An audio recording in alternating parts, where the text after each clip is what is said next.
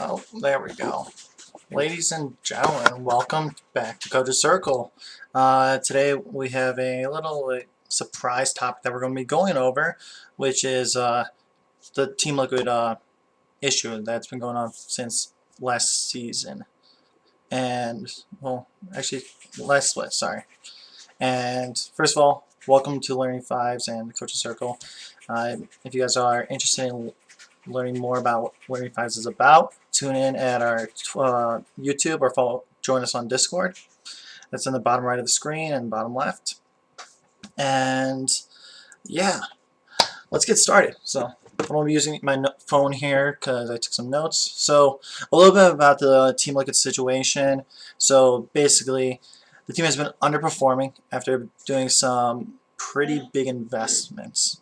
And some of the things that I saw with that they were dealing with were specifically with the coaching staff, with what was going on, and some things that they were trying to implement, and they didn't implement successfully, so to speak. So the biggest issue here is that everyone was underperforming. They were not playing as a team, so to speak, and they were struggling to avoid getting relegated. So our main characters in this story are Golden Glue, Piglet, and the rest of the coaching staff. So let's get started. So one thing that I want to mention here is the way I see it with the Team Liquid situation was that their coaching structure was not set in place. They didn't have anything, they didn't have their expectations set down and hold their players to those expectations. I don't really know what's going on with their contracts, with what they can do with penalizing players, but yeah, they had improper expectations set, and there was a lack of direction, and there was kind of like burdensome staff. So we've heard, if you've watched the video that Steve has put out, he mentioned that they tried working with a sports psychologist, a mental coach as well, and he was talking about how he's tried everything and it just hasn't worked. So my biggest problem with that is that I don't believe that they tried everything and put their all into it. So one of the biggest things with working with a psychologist, so to speak, is that you have to have everyone in on the belief. You have to truly believe in your methods, first of all, and then you have to convince the other person to believe in you. That's just how it is. If you are trying to do therapy with someone and you don't believe in your form of therapy, chances are they're not going to be listening and adapting well to the problems. And the issue with this was that we have a team that's already fallen apart. And what we've done here with a mental coach and a sports psychologist, that we took our resources and invested in these two people to help a specific player. They probably worked with other players as well, but we're going to highlight the Golden Glue dilemma. So they took, hey Ben, they took two probably expensive people to work individually with Golden Glue to help him overcome his nerfs. So, actually, let me keep this one. All right. So this is great. Okay, it's great having people work with you. And Golden Glue, from what I talked to him for a little bit, like he said that he was feeling good, and from his vlogs as well, he had good responses, and like he felt like he was getting better. And then if you looked at the first game that he played, he didn't play horrible. Like he didn't completely underperform, and where it was his fault that the team failed, which is, if you compare it to the last play, it was a step up, which is fantastic. And my issue here, though, is that you're investing all these resources into one player when the environment around the player is already negatively going against him. So what I'm trying to say is that you have these resources, you're trying to help one person, but the issue is those people are helping this one person, and the immediate support, the immediate people behind him aren't really there to keep him up, so to speak. So, for example, you are a player. Well, let's say I'm Golden Glue. I have my teammates here. If you listen to the Piglet, read the Piglet interview, Piglet was bashing on Golden Glue, and I think that was utterly irresponsible, and that shouldn't have happened. I'm sorry, like, as a coach, I would not want my player to publicly bash another player, because that's going to affect your team mentality, and everyone's going to be thinking, well, this guy really did suck. So what, like, once one person verbalizes that belief, everyone else is going to start verbalizing that belief. And based off of the interview, I feel like he still held on to that mentality, and he never turned into a team player.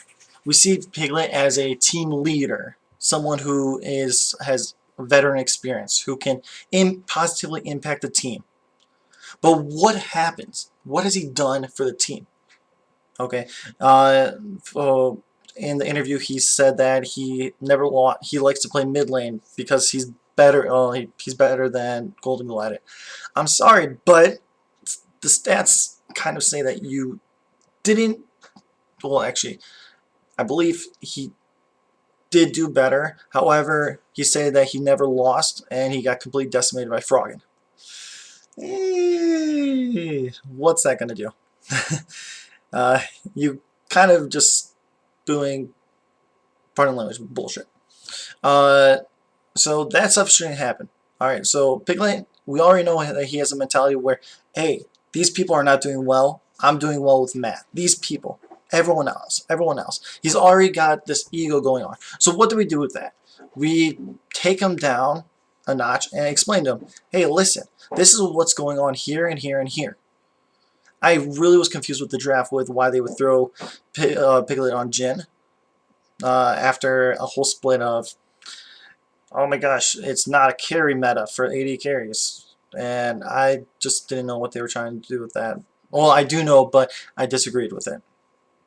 And so Piglet, all he's doing right now is escaping from the problems and putting the blame on everyone else. We already know that Golden Glue is getting a lot of flack. He already knows that as well. He knows, oh, I'm underperforming. I'm not doing my best. I got these people helping me, but these people don't believe in me. If your own teammates won't believe in you, what is that mental coach and sports psychologist going to do for you? You're not getting the immediate feedback from your team saying, oh, you're doing great. Yeah, Scrim's on well. But the fact that he got subbed out after one game, after one set, was just ridiculous. Like, I don't understand why you would try to build up your player in a half-assed way, like not intentionally. This is all. I don't think that Steve or the organization intentionally did this to him. I don't believe that. I believe that they were just misguided on how to properly take care of this. So they didn't take care of all the solutions. They were trying to focus on one small thing when there were multitude of issues. After seeing how David Lim interacted with the team in the breaking point, I would say that he had a good relationship as a kind of like a friend, so to speak, a friend, older brother. But I don't know if he had that authority as a coach and the respect as a coach to lead them and set those higher expectations. Which is why I respect David when he decided to step down for Kane. Because he realized, hey, this is where I'm recognizing my weaknesses. And I can't bring this team to victory. So he steps down. So he steps down to, first of all, he wants to probably develop his skills as a coach to grow so he can step back up when the time comes. Let's see what else is there. Oh, another issue with the team is that we have one vocal voice and then 4 silent people. We know that Matt's not super, not very outspoken. Neither is Rainover, Loro, or Golden Glue. So we have 4 silent people, and 1 louder voice. What's going to happen? What do you guys think is going to happen when one loud person who has like a type A personality, so to speak, and it's like, you guys have to do this, you do this, and that person speaks negatively towards some of his teammates? How is everyone else going to react?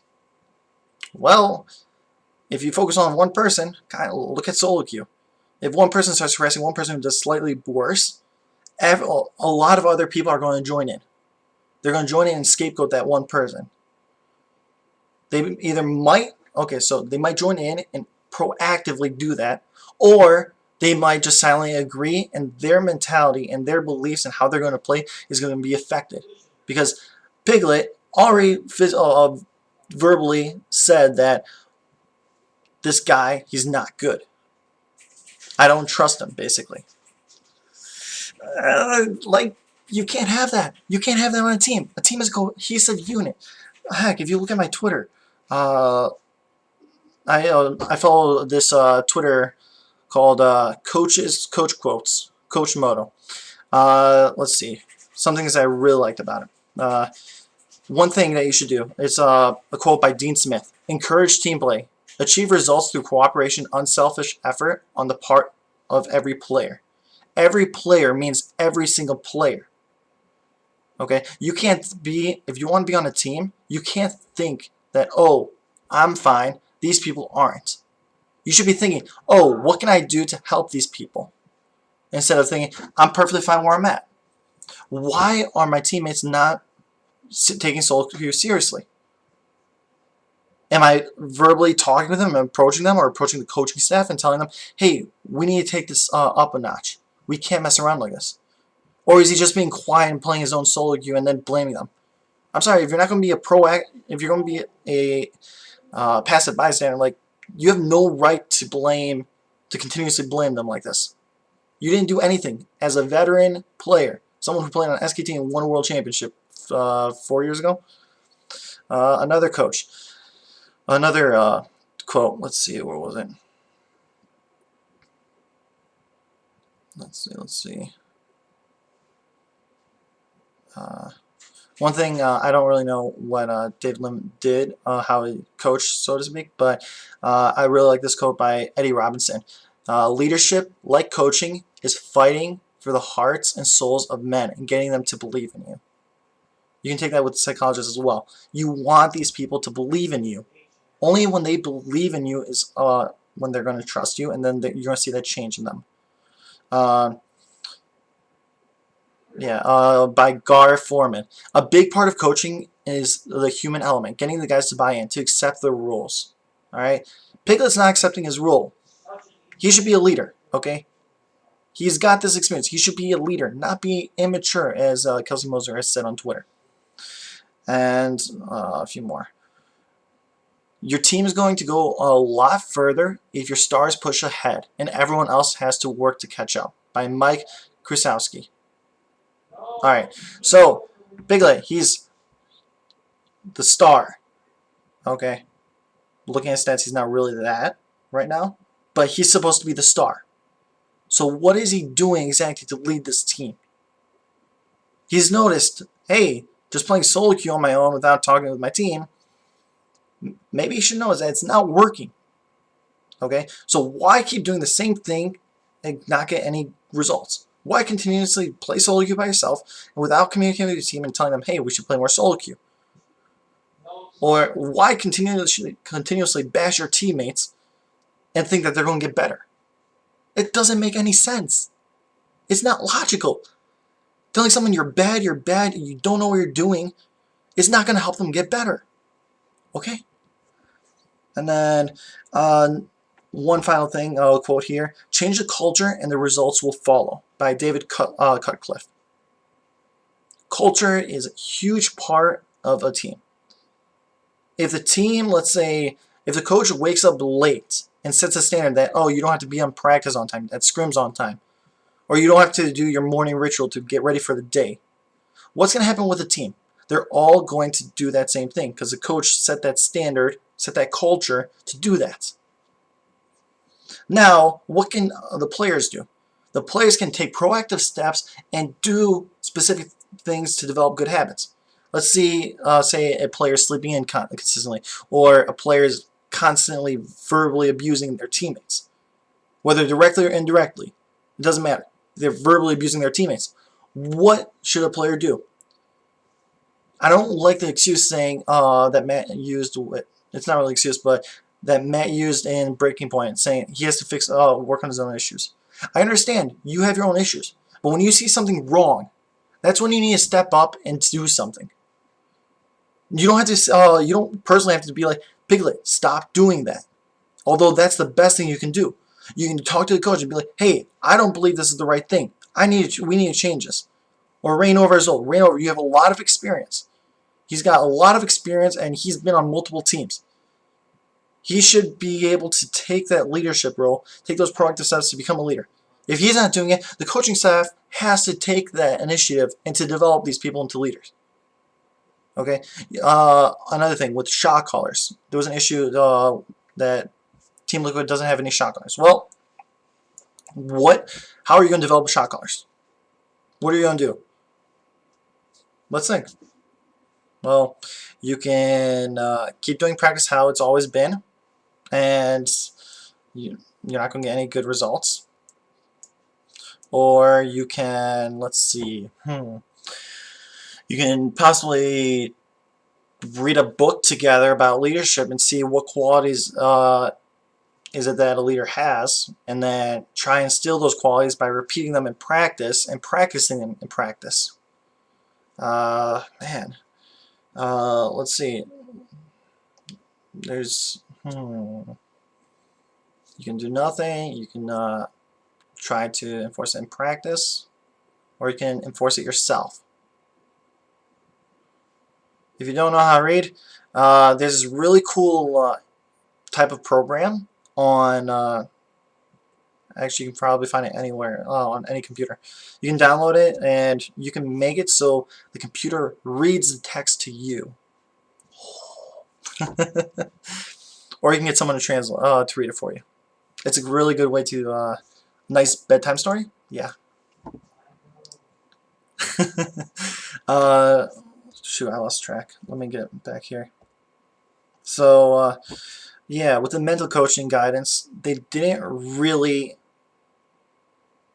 go they didn't attack all the problems at once. They tried to take one problem. So let's say you have a foundation.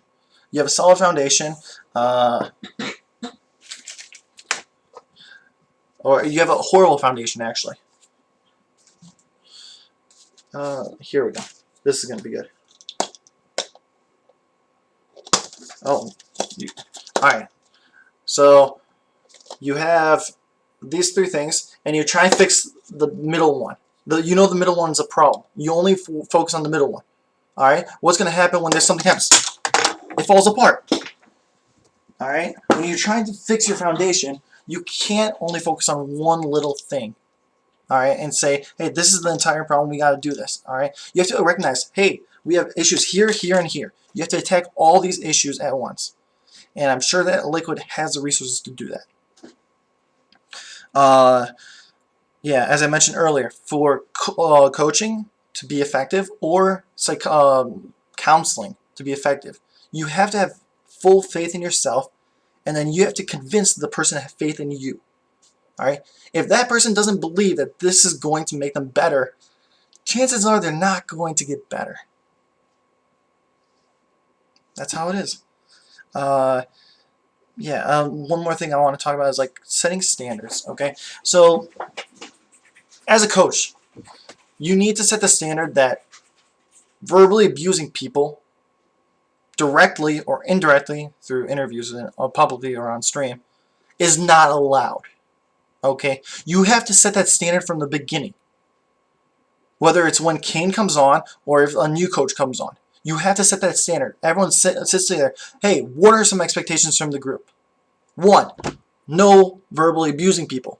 Alright? That's never going to help your team out. It's simple as that. Just like if you have a cancer cell, like, that's a bad, I didn't have a good analogy for that. Whatever. But we have that. No verbal abusing. Second, taking a stance, taking a proactive step to improve yourself. All right? Everyone has to, you have to set the standard that everyone has to do this. Everyone, when they go to solo queue, they're going to be practicing this. They're going to be doing this. Okay? If you don't set that standard, what's going to happen? People are going to be playing solo queue for fun and laughing off mistakes instead of analyzing. You know what? Making that mistake, getting that flash auto under turret, that might have been funny. Alright? But you have to recognize, hey, that was dumb. Alright? This is how I could have played out the situation where I could have killed him before going for that flash auto. Okay? So we have practice standards, communication standards, and then what else could we do? I guess like setting standards for teammates. When you see someone that's struggling with something, let's say you know your top laner is struggling with getting pressure, and he doesn't know how to deal with a specific scenario, and you know better on how to deal with that scenario, talk with the coach, because the coach might not always recognize that. Okay? If the coach doesn't recognize a problem and you recognize that there's a problem, bring it up with the coach so you guys can have a productive conversation. Don't go up to that player and be like, hey, you don't know what you're doing. This is what you have to be doing here. That's not going to be taken nicely by your teammates. Especially when you're already bashing your teammates. If you have a negative relationship with someone and you are telling them that, hey, this isn't good, what's going to happen? Or you don't know what you're doing. I don't like you already and you don't know what you're doing, but I want you to do this instead. They're not going to listen. That's the same thing within solo queue. When you have two peers, one doesn't like the other. Even with like a coach and student, if people don't like each other, you just bash them and tell them, hey, you're not good. Yeah, you cannot abuse your teammates. Sorry, man. I mean, you could if you want to lose or get banned or chat restricted, but in the pro play, they have to have different standards. I don't know what they have in their clauses. I think in contracts, they should enforce something like that where just decency. That's all I think that they should try to enforce. I think putting in a contract would probably be not legal. I'm not a lawyer, so I can't say anything. I can ask a lawyer friend later on to see what he thinks about that. But I think trying to set a standard, a verbal agreement with each other, like when you first get together, is something that you need to do. And yeah, kind of going from here into similar topic. So we had, I believe, I forgot which team it was, but some teams decided they want to start scrimming early. I found out that teams normally start scrimming in the afternoon and then in the evening, which I found really strange because you literally throw away a lot of the day. These guys live in California. Okay, they should not be spending their late nights streaming over there. Instead, they should be spending that just doing free time. The evening should be spent streaming so they can get the most viewers. At 8 o'clock, they could stream. Then they get people from the East Coast, Central, and Mountain. But we are going to go to look at a schedule that I put together. Alright. So this is the schedule I put together. This is my type of schedule as someone with a sales background, someone who wants to try to get things done consistently. I can show you guys my schedule later on, but let's stick with this. So, unfortunately, this is only applies to the 2-day game rule. So, games on Saturday and Sundays. You can adjust it, so if you have games on Friday and Saturday, you can move the schedule around. But basically, if we look over here, Alright.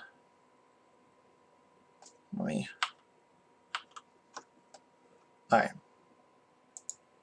if we look over here, on Sunday, it's a game review and study day. Saturday, Sunday, and Friday, whatever 2 days you have to play, the teams have to focus on those games. Okay?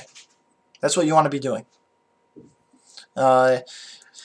Mondays, it's a practice day. You're going to start with reviewing what went well, what went wrong in the previous games, and break it down. Have those conversations with each other and find out what's going on. Okay? And what you guys need to improve and work on. Tuesday, same thing. You're going to have another practice day. So Wednesday is going to be more of your free day, where the players can actually have a little bit of a life. They have some free time so they can pursue other hobbies, and they can kind of be not just surrounded with the league, so to speak. Thursday, it's another practice day, and then Friday would be another practice day, and then Saturday, a game day. Okay, game review and study day. So, let's take a look at the different types of days. So, actually, let's just look at the schedule. My schedule, my players would be waking up at 6:15 every single morning. 6:15, 6:30, around then. Alright? Wake up, get ready for the day. At 6:45, they go and do a work. We have a team workout. 30 minutes, that's fine. We don't need them to be working out something super intensely. This is a way for them to start the day. They get their bodies awake and the blood flowing. 7:30, we've got breakfast. Breakfast, hanging out, just enjoying life and getting to know each other and talking about league. You guys can talk. We can talk about anything here. Going to 8:30. That's when we have our meditation reflection. So at this point, this for example, like for me, like I'm a Christian, so I would be praying. I would pray and reflect. Other people who don't have religious beliefs, they would just be meditating, or people who have religious beliefs meditating, or just reflection. You can mix any of that up. I really like what Weldon once said. My company does this a lot, is the 5-minute journal. The 5-minute journal is where you talk about things that you're grateful for, and then things that you wish, things that could have gone better, I believe. I haven't done it in a little while, but let me find it. 5-minute journal. I have to download it. Oh, I'm surprised I didn't have it. Oh, I have it. So let me show you guys on here. So it starts off with a quote.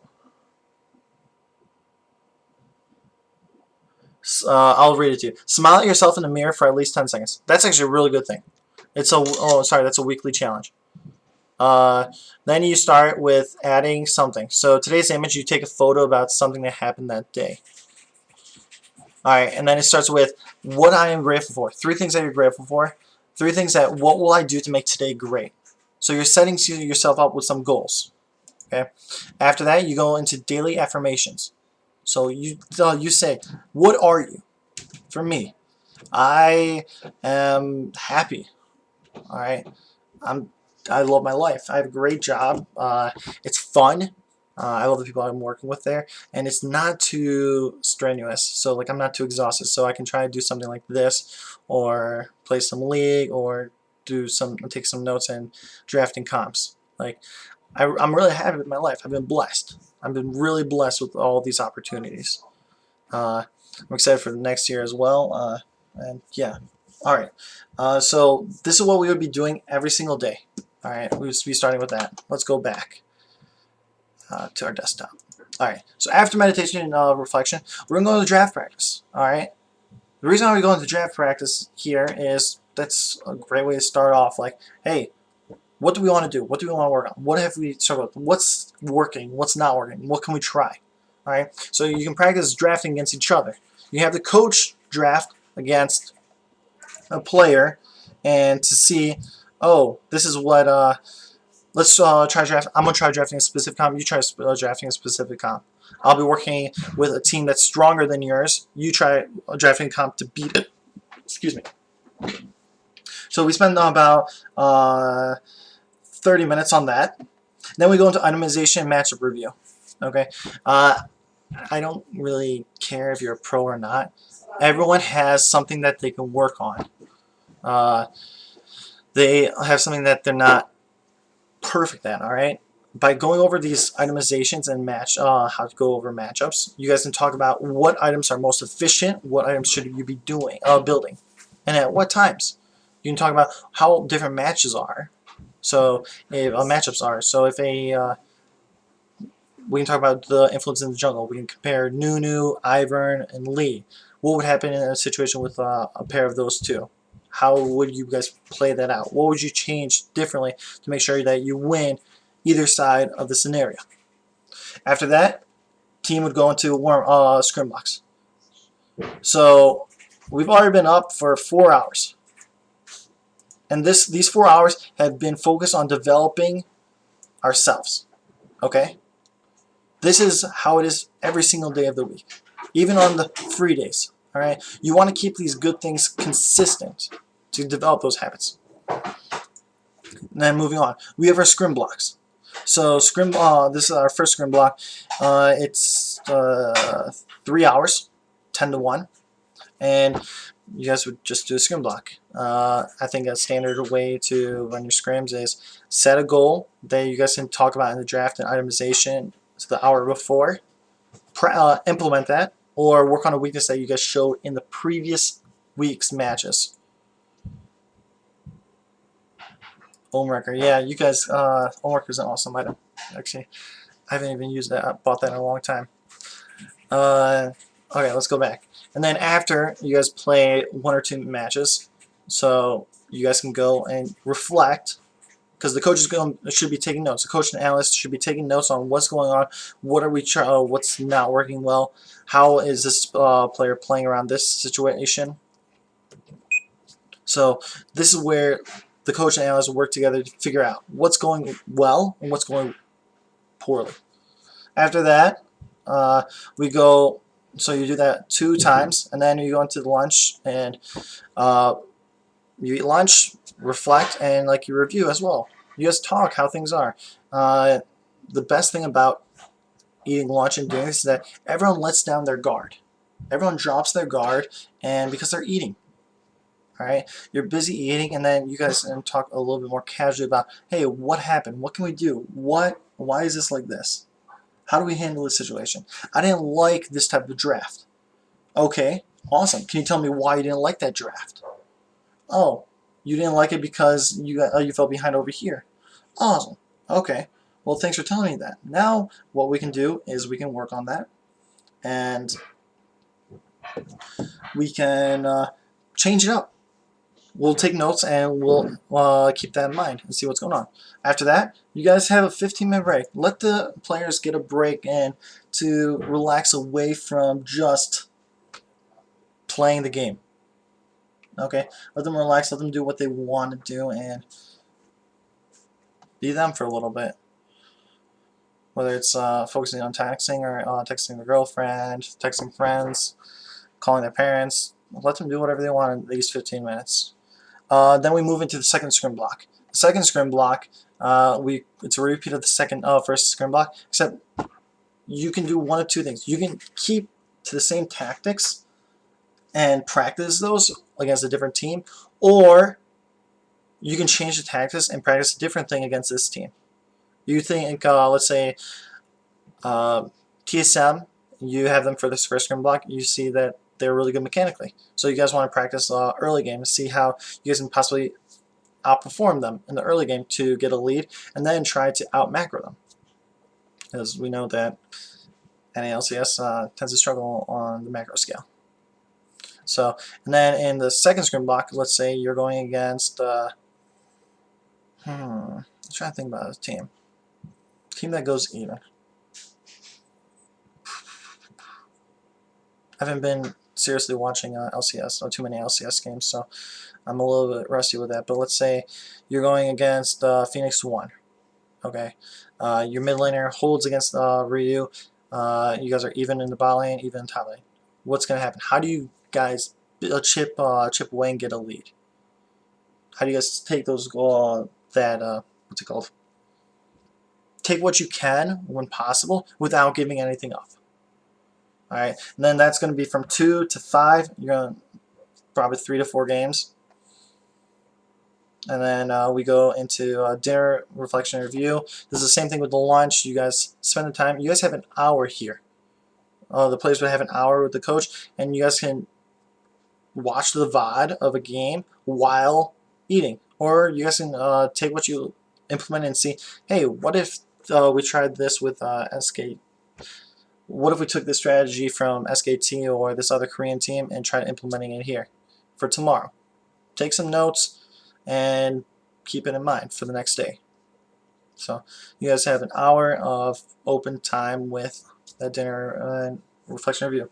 And then in the evening, we have stream time, free time, or this can be used as another scrim block if you guys really need it. I don't really know what are all the regulations with sponsorships, what it is that they need to do to get those sponsorships, but what was I going to say? This is there so they can get that stuff done. Right, if they need a specific amount of hours. And as you can see, I don't want my players staying up too late. Okay, I would want my players to be in bed by 10:30, 11 at the latest, so they can get up early in the next morning so we can spend the day properly. At the end of the day, we do another team daily reflect. Oh, this is team daily reflections. So in the beginning of the day, this is more individual. Now we get together as a team and we talk about, hey, what was the goal that we wanted to do? What did you want to do individually? How did you do? Did you hit that goal? Did you get it or what you wanted? Yes? Awesome. No? Why not?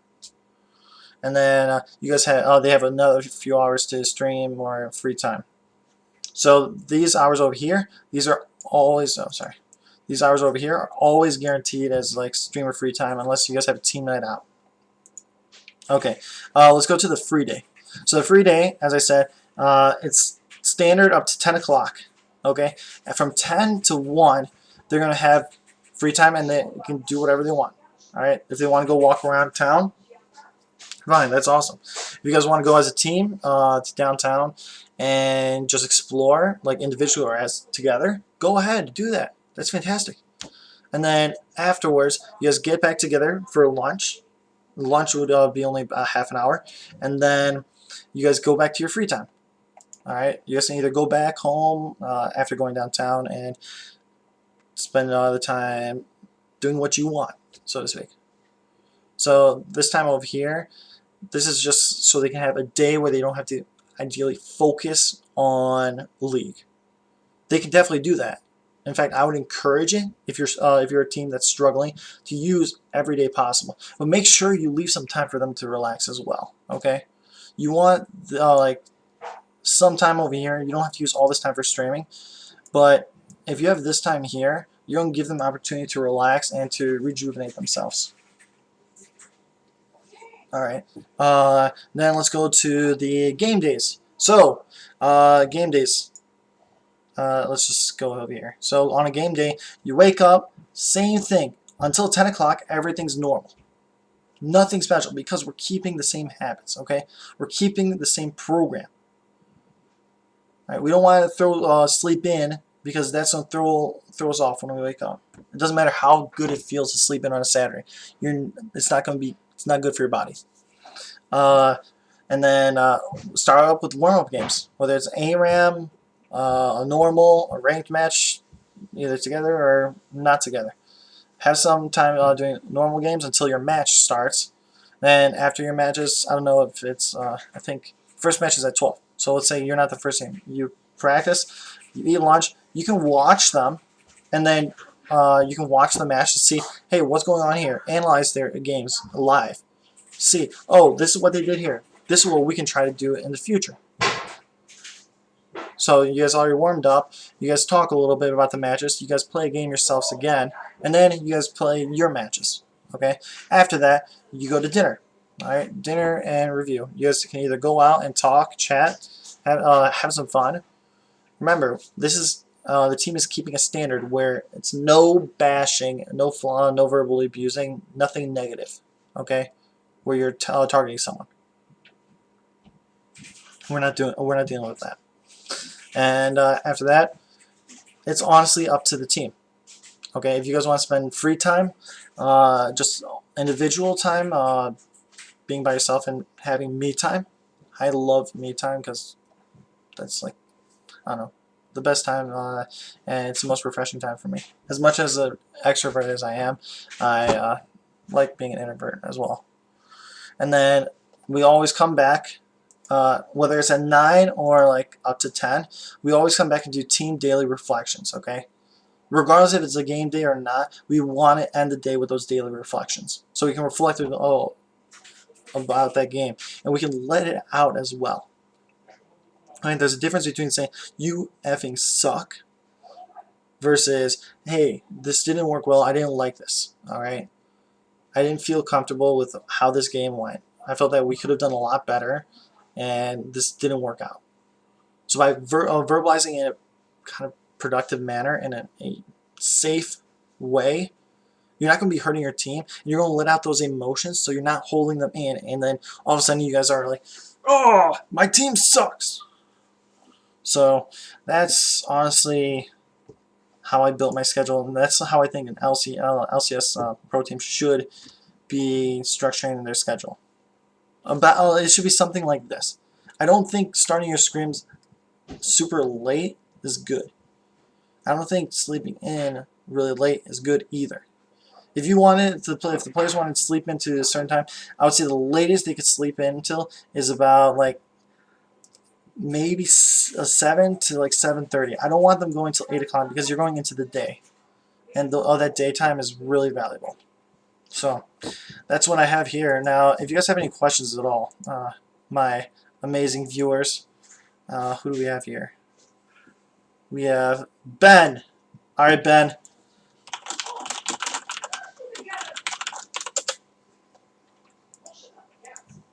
It's on you, man. Don't let me down, man. Don't let me down. George.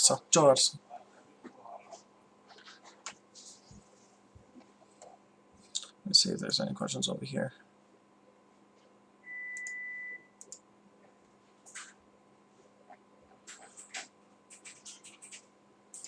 Alright. Okie dokie. Don't leave me, man. Don't leave me. Yeah, no, I don't. That's all I have to say about this topic. I felt that this is something I really wanted to talk about and to bring up because I don't feel that Team Liquid did what they needed to do. They took steps towards the right actions, but they didn't implement it properly. Hey, don't worry about that. It's fine. And then, yeah, it's like let me give a good analogy. I'm at church and I have candy. I give the kid a candy. Well, that's a little kid and the kid is allergic to peanuts. I gave him a Reese's cup. What happens? Oh, it was good intentions. It's just giving kid candy. But now the kid is going to the hospital because I did something wrong.